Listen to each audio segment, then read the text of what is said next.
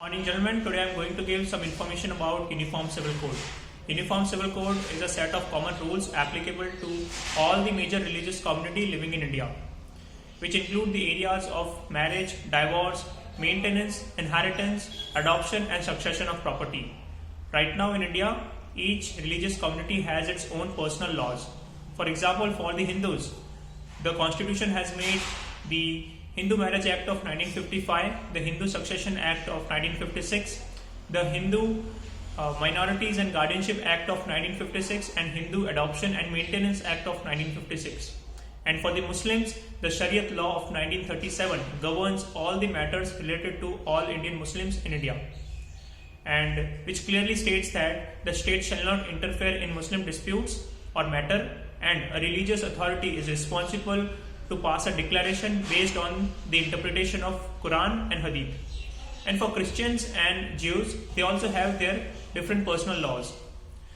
The Supreme Court first directed the Parliament to frame a uniform civil code in the year 1985 in the case of Ahmad Khan versus the Shah Banu Begum, popularly known as the Shah Banu case, in which Shah Banu claimed maintenance from her husband after she was given triple talaq by him, and the government was able to overturn the decision by the way of Women's Protection Act of 1986, and Shah Banu received the maintenance after her divorce from her husband.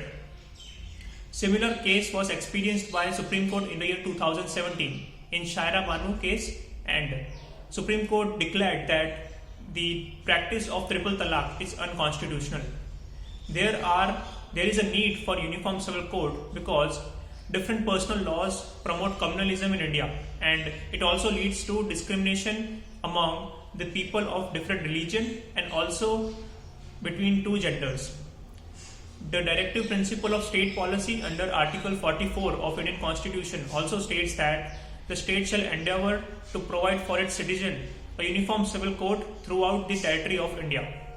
And Goa is the only Indian state to have a uniform civil code in the name of common family law.